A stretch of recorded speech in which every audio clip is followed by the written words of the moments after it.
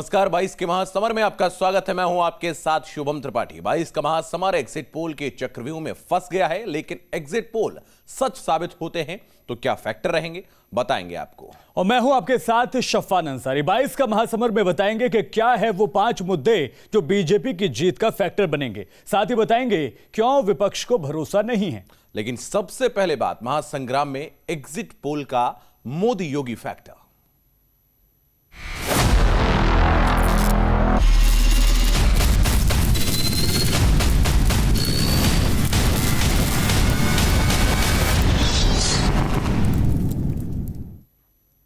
तो 22 के महासमर में एग्जिट पोल नतीजों में बदलते हैं तो सियासत में आया भूचाल बवंडर बन जाएगा। लेकिन वो क्या रणनीति होगी जिसके जरिए बीजेपी 22 को साधने में कामयाब होगी। बीजेपी की जीत की रणनीति का आधार होगा सीएम योगी और पीएम मोदी का चेहरा और साथ में अमित शाह की रणनीति। क्या है पूरा फैक्टर, समझिए। हर तरफ एक ही गूंज है, आएगी तो भाजपा ही, आएंगे तो योगी ही। 22 के महासमर का नतीजा आना बाकी है। 10 मार्च को तस्वीर सामने होगी, लेकिन चुनावी नतीजों से पहले तमाम वोटिंग सर्वे को लेकर सियासत में भूचाल है। जहां उत्तराखंड में बीजेपी और कांग्रेस में फाइट है, तो यूपी में फिर से योगी सरकार के सत्ता में लौटने की आहट है। ऐसे में बीजेपी गठबंधन के साथियों ने एग्जिट पोल के नतीजों को लेकर योगी मोदी के सिर जीत का सेहरा सजाया है। मुझे कोई आश्चर्य नहीं है। हमने इलेक्शन के शुरुआत से ही कहा है कि अपना दल भाजपा निषाद पार्टी का गठबंधन, एनडीए गठबंधन उत्तर प्रदेश की सत्ता में वापसी करेगा। इसमें किसी प्रकार का कोई संदेह नहीं है। आज आपके एग्जिट पोल्स उसी दिशा में इशारा कर रहे हैं, तो मुझे कोई आश्चर्य नहीं है। मैं तो पहले दिन से ही कंफर्म हूँ। जब 10 मार्च को परिणाम आएंगे तो हमारी बहुत शानदार तरीके से और प्रचंड बहुमत के साथ वापसी होगी और तमाम किस्म के प्रश्नों पर विराम लग जाए। सभी सर्वे में भारतीय जनता पार्टी की बढ़त दिखाई दी और प्रचंड बहुमत की सरकार बनने का जिस तरीके से है, क्योंकि ये जो इलेक्शन था वो मोदी जी योगी जी की जो नीतियां थी और उसको धरातल पर उतारने में जो निचले पावदान का व्यक्ति है उसने इस बात को समझा नहीं, हमारा अगर कोई न्यायिक सुरक्षा दे सकता है, अनाज मकान दे सकता है, सीधे हमारे खाते में पैसा दे सकता है, हमारा इलाज करा सकता है, तो उसके साथ जनता हो गई। गठबंधन के साथ ही नहीं, बीजेपी खेमे में भी एग्जिट पोल के नतीजों को लेकर जश्न का माहौल है। खुद कैबिनेट मंत्री सिद्धार्थनाथ सिंह बताते हैं बीजेपी की रणनीति कैसे 2017 से मोदी योगी फैक्टर के लिए तैयार की गई। 22 में तमाम जातीय समीकरणों को बीजेपी ने इसी फैक्टर से ध्वस्त कर दिया। समाजवादी पार्टी और अन्य विपक्षी दल वो एक गणित में लगे हुए थे कि इस पार्टी को ले लेंगे, इतने वोट ये हैं, इतने वोट ये हैं, और उस गणित के आधार पे ये अपना हार और जीत का निर्णय कर रहे थे। भारतीय जनता पार्टी 2017 से ही एक केमिस्ट्री बिठा रही थी। मुख्यमंत्री का चयन भी उस समय किया था 2022 को सोचकर, और उस समय से हम लोग काम कर रहे हैं प्रधानमंत्री जी के मार्गदर्शन में। और ये पूरी की पूरी रणनीति जो है वो अमित शाह जी ने उस समय जब राष्ट्रीय अध्यक्ष भी थे उन्होंने बैठाई थी। हम उस आधार पर काम कर रहे थे। अगर एग्जिट पोल के नतीजे चुनावी नतीजों में बदलते तो साफ है बीजेपी का मोदी योगी फैक्टर अखिलेश के इंद्रधनुषी फैक्टर पर भारी पड़ेगा। बिखरते हुए ओबीसी जाति फैक्टर को साधने के लिए बीजेपी ने केशव मौर्य को एक बार फिर पोस्टर फेस के तौर पर सामने रख दिया। साथ ही बीजेपी प्रदेश अध्यक्ष स्वतंत्र देव सिंह ने भी प्रचार की कमान संभाली। केशव स्वतंत्र देव की जोड़ी ने पिछड़ी जातियों के प्रभुत्व वाली सीटों पर जमकर मेहनत की। केशव मौर्य स्वतंत्र देव सिंह ने पार्टी छोड़कर गए नेताओं के प्रभाव वाली सीटों पर फोकस किया। इसी का नतीजा रहा अखिलेश का इंद्रधनुषी रंग बिखरता नजर आ रहा है। ओबीसी वोटर को साधने के लिए अखिलेश ने स्वामी प्रसाद मौर्य, राजभर समेत 9 बागी विधायकों का साथ लिया था। चुनावी घोषणा के बाद बीजेपी के साथी रहे करीब 9 विधायक अखिलेश के खेमे में आ गए थे। समाजवादी पार्टी में आने के बाद तमाम नेता जमीन पर वो प्रभाव नहीं छोड़ पाए जो 2017 में बीजेपी के साथ रहते इन्होंने दिखाया था। कानून व्यवस्था के लिए या सुशासन के लिए जो भी तर्क कहे, उन्होंने माफियाओं पे कार्रवाई की और क्रिमिनल्स के खिलाफ एनकाउंटर हो, पैरों में गोली मारने की बात हो या फिर माफियाओं की संपत्ति जब्त करने की मांग हो, ये सारी चीज़ें मानी जाएगी कि जनता ने पसंद किया।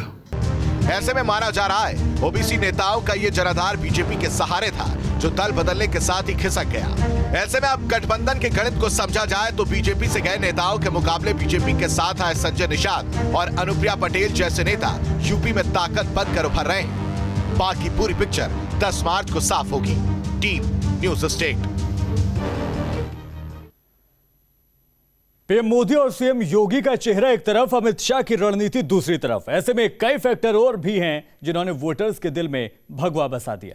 अगर एग्जिट पोल चुनावी नतीजों में बदलते हैं तो वो क्या फैक्टर होंगे जो बीजेपी के साथ जाएंगे? 5 फैक्टर हम आपको समझाते हैं। 250 से लेकर के 300 तक सीटें हमारी आएंगी और वही आंकड़ा निकल करके आ रहा है। हमारी सरकार शुचिता के साथ काम करेगी, सबका सम्मान करेगी। हम वाइज होकर कोई काम नहीं करेंगे, हम सबको साथ लेकर के चलेंगे। अब चुनाव बीत चुका है। एग्जिट पोल को 22 के महासमर के चुनावी नतीजे मान भी लिए जाएं तो ऐसे में जाति समीकरण और मोदी योगी के मैजिक के अलावा कई फैक्टर हैं जो इस जीत में बीजेपी के साथ जा रहे हैं। सबसे अहम पहलुओं पर फोकस किया जाए तो बुलडोजर बना कानून व्यवस्था का ब्रांड। यूपी में कानून व्यवस्था का मुद्दा बीजेपी के साथ गया है। पीएम मोदी, सीएम योगी, गृह मंत्री अमित शाह समेत तमाम नेताओं ने बुलडोजर को ब्रांड बनाकर यूपी की कानून व्यवस्था को लोगों के बीच में रखा है, जिसके दम पर सूबे में एक धारणा बनी और कानून व्यवस्था के मुद्दे पर योगी का बुलडोजर चल निकला। आज जब उस माफिया पर बुलडोजर चलता है,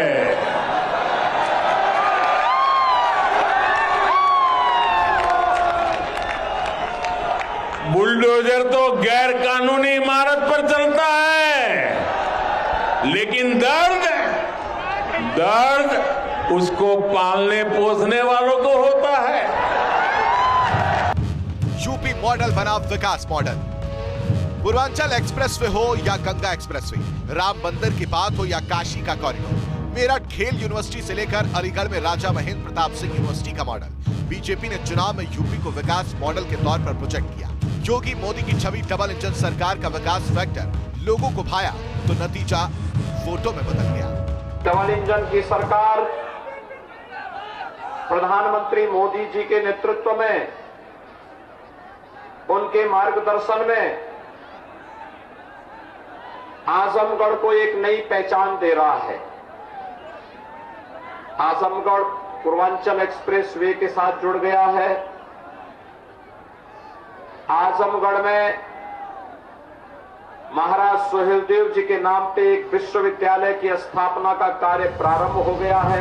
चल गया राशन का, हर घर को राशन डबल डोज के साथ। राशन की डबल डोज को सीएम योगी और पीएम मोदी ने हर चुनावी रैली में कार्ड के तौर पर प्रोजेक्ट किया। जिसका खाया है उसको धोखा नहीं देंगे, नमक का हक अदा करेंगे जैसे फैक्टर बीजेपी के साथ आए और चुनावी नतीजा बदलता दिखने लगा। गरीब मां ये कह रही है कि हमने तो मोदी का नमक खाया है। भाइयों बहनों, जब एक मां ये शब्द बोलती है, मेरे लिए वो शब्द नहीं होते हैं, मेरे लिए वो आशीर्वाद होते हैं। यूपी चुनाव में सीएम का चेहरा भी तमाम मुद्दों पर भारी पड़ा। सीएम योगी के चेहरे के आगे विपक्ष के तमाम हथियार फेल होते नजर आए। मोदी योगी की जोड़ी पर लोगों का भरोसा कायम है। हिंदुत्व का एजेंडा और सांस्कृतिक राष्ट्रवाद की छवि ने बीजेपी को इस चुनाव में भी फायदा दिया।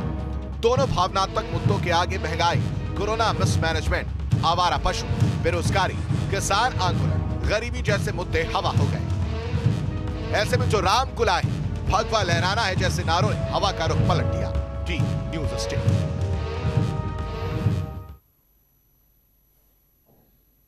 एग्जिट पोल को जहां बीजेपी और बीजेपी के समर्थक पूरी तरह से चुनावी नतीजे मानकर चल रहे हैं, तो यही आंकड़े विपक्ष के गले नहीं उतर रहे हैं। विरोधी खेमे से एग्जिट पोल के खिलाफ आवाज उठाई है तो यूपी की सियासत भी गर्म हो गई है। बीजेपी ने विरोधी खेमे की मानसिकता पर सवाल खड़े कर दिए हैं। सर्वे हुए थे, वो बिहार में भी हुए थे, पंजाब में भी हुए थे, महाराष्ट्र में भी हुए थे। सरकार किसकी है आप सब देख रहे हैं। बीजेपी ने, भारतीय जनता पार्टी ने पिछले 5 सालों में किया है, उसको देखते हुए लगता है कि उनको एक बार अवश्य जनता ने दोबारा मौका देने का मन बना लिया। योगी और मोदी जी ने मिलकर जो डेवलप किया प्रदेश में, और हर सेक्टर में उसका पब्लिक ने जो है रिटर्न गिफ्ट एक तरह से दिया है। एग्जिट पोल तो थोड़ा विपरीत ही लग रहा है, क्योंकि एग्जिट पोल में वोटर जो साइलेंट वोटर होता है वो बताता नहीं, कुछ वोटर ऐसे होते हैं जो डर जाते हैं। 22 के महासमर के नतीजों का दावा एग्जिट पोल के जरिए किया जा रहा है। बीजेपी के सत्ता में वापसी की आहट चाहे हो, लेकिन विपक्ष एग्जिट पोल के आंकड़ों को नकार रहा है। बीजेपी दावा कर रही है आंकड़े सही साबित होंगे, हवा भगवा रंग के साथ है। राजनीतिक पंडित तो यही जानते थे बीजेपी दोबारा आएगी, लेकिन कुछ स्वार्थी तत्व थे जो जिनका स्वार्थ बीजेपी में हल नहीं हो पा रहा था। गरीब जनता को लूटते थे, परेशान करते थे, ऑर्गेनाइज क्रिमिनल्स थे, माफिया थे, डॉन थे। उनकी बोली भाषा आपने देखी है, किस प्रकार चुनाव में उन्होंने अभद्र भाषा का इस्तेमाल किया है। बीजेपी के दावों के साथ एग्जिट पोल के आंकड़ों को भी विपक्ष ने हवा हवाई करार दिया है। आरएलडी चीफ जयंत चौधरी ने आंकड़ों पर सवाल उठाए। मुझे लगता है कि सर्वे से अलग ही नतीजे खुलेंगे। नहीं, सरकार बनेगी गठबंधन की, इसमें कोई शक नहीं है। ये सब जो है एक दबाव, मानसिक दबाव बनाने के लिए है उन लोगों पर जो परिवर्तन चाहते हैं, उनके मनोबल को गिराने के लिए एक तरीका है, एक रास्ता है जो उन्होंने अपनाया है। विपक्षी खेमे को एग्जिट पोल पर यकीन नहीं है, अभी भी वो जीत का दावा कर रहे हैं। बीएसपी के कद्दावर नेता सुधींद्र भदौरिया ने भी आंकड़ों पर सवाल खड़े किए हैं। जनता ने फैसला सुना दिया है, ईवीएम मशीनों में बंद है। हमारा फिर भी मानना है कि जिस प्रकार भीड़ जुटी थी बहन मायावती जी के मीटिंग्स के अंदर, उसके अनुसार बहुजन समाज पार्टी एक बड़ी ताकत के तौर पर इस चुनाव में उभरेगी। एग्जिट पोल के मुताबिक सत्ता के रास्ते में विपक्षी पार्टियों का सफाया हो चुका है, लेकिन प्रियंका गांधी को यकीन है 10 मार्च को नतीजे चौंकाने वाले होंगे। See, we made a full effort. We fought as hard as we could. Now we'll see what happens. ऐसे में एग्जिट पोल को नकारने को लेकर बीजेपी ने विपक्षी पार्टियों पर निशाना साधा है। विपक्षी दलों को ओपिनियन पोल की तरह ही एग्जिट पोल पर भी भरोसा नहीं है। अब 10 मार्च को इनका भरोसा ईवीएम पर से भी उठ जाएगा, जबकि सच ये है कि जनता को विपक्ष पर भरोसा नहीं है। ये बात स्वीकार कर लेनी चाहिए। एग्जिट पोल के आधार पर सरकार बनने और सत्ता से बाहर रहने का दावा किया जा सकता है, लेकिन सत्ता की मिठाई का स्वाद 10 मार्च को तय होगा। मिठाई का रंग भगवा होगा या लाल, फिलहाल विपक्ष आंकड़ों से एग्जिट है। Team news state.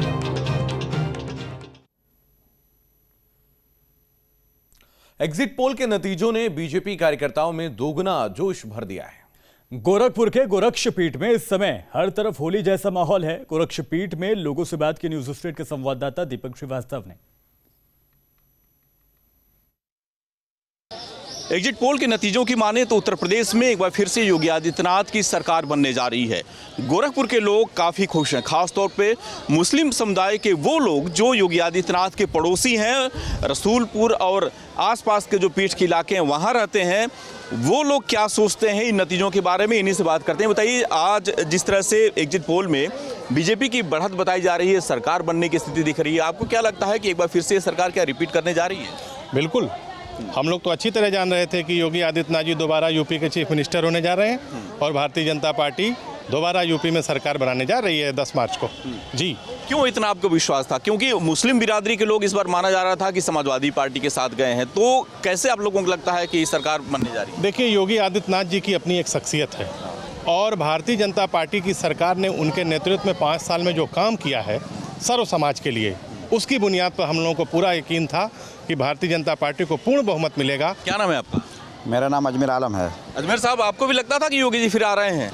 एकदम लगता था मुख्यमंत्री जी आ रहे हैं दोबारा, और आप 10 मार्च को देखिए बम्पर वोटों से महाराज जी। नाम बताइए सर अपना। जी, मेरा नाम साबिर है। ऐसा कुछ भी नहीं है, जितनी योजनाएं सरकार ने दिया है उन योजनाओं में सबसे बड़ा योजना है जो आवास मिला लोगों को, सबसे बड़ा जीता जाता सबूत है।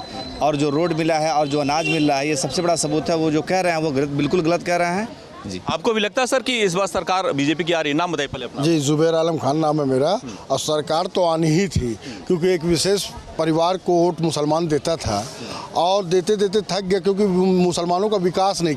मेरा नाम अशफाक अहमद उर्फ बबुआ भाई है। और सुनो गौर से, दुनिया वाले बुरी नज़र ना योगी मोदी पर डालें, सबसे आगे होंगे योगी मोदी, हमने कहा है तो तुम भी कहो। बिल्कुल, ये पीठ के पड़ोसी हैं, गोरक्षपीठ के बगल में ये लोग रहते हैं और इन लोगों का सीधे तौर पर मानना है कि योगी आदित्यनाथ की जो छवि ये गढ़ी गई है, वास्तव में वो ऐसे व्यक्ति नहीं है। वीडियो जर्नलिस्ट प्रतिकूल साथ दीपक श्रीवास्तव, न्यूज़ स्टेट, गोरखपुर।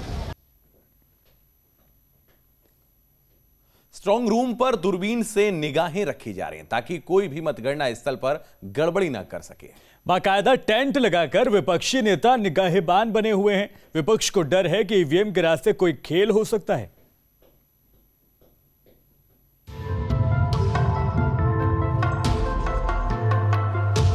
दूरबीन से दूर तक नजर रख रहे ये जनाब न तो कोई बाघ तलाश रहे हैं और न ही ये शिकारी हैं और न ही ये सरिस्का अभ्यारण्य है।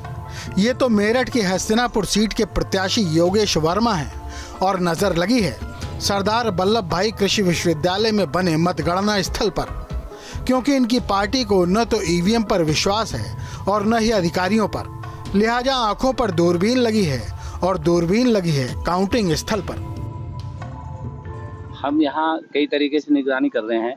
हम यहाँ दूरबीन से भी निगरानी कर रहे हैं क्योंकि यहाँ स्टोर रूम है सामने और वहाँ ईवीएम रखी हुई है और निगरानी इस वजह से क्योंकि माननीय राष्ट्रीय अध्यक्ष हमारे अखिलेश यादव जी का आदेश है कि आप लोग स्टोर रूम की जो है निगरानी रखेंगे, जहाँ ईवीएम रखी है वहाँ की देखभाल रखेंगे। हैरत की बात है कि इनकी ड्यूटी कोई आम नहीं, बाकायदा 8-8 घंटे की 3 शिफ्टें हैं। नेताजी ड्यूटी से उतरे तो दूसरे ने जीप से मोर्चा संभाल लिया। कुछ ऐसा ही नज़ारा लखनऊ में रमाबाई रैली मैदान के बाहर दिख रहा है, जहां मतगणना स्थल पर नजरें जमाने के लिए बाकायदा टेंट लगाकर पार्टी के कार्यकर्ता बैठे हैं ताकि कहीं चूक न हो जाए। ये देखिए तस्वीरें, ये कांग्रेस के जो है प्रत्याशी की का टेंट लगा हुआ, उनके लोग भी यहाँ पर दिन रात बैठे हुए हैं, इंतजार कर रहे हैं। इसके साथ ही अगर हम आगे बढ़ते हैं तो समाजवादी पार्टी के लोग भी बैठे हुए हैं और आगे बहुजन समाज पार्टी के लोग भी बैठे हुए हैं। लगातार ये लोग निगरानी कर रहे हैं किसी भी स्थिति में ईवीएम से कोई छेड़छाड़ ना हो पाए।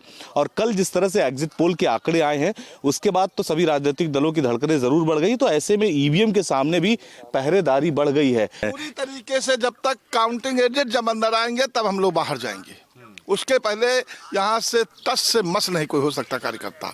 समाजवादी पार्टी का कार्यकर्ता सिपाही के रूप में। पहले मतदान स्थल पर ईवीएम की पहरेदारी, फिर मतगणना स्थल पर दूरबीन से निगाहें, और इन सब के बाद भी अगर हाथ खाली रहे तो ईवीएम की गड़बड़ी के इल्जाम लगाने का आखिरी हथियार तो है ही टीम न्यूज़ स्टेट।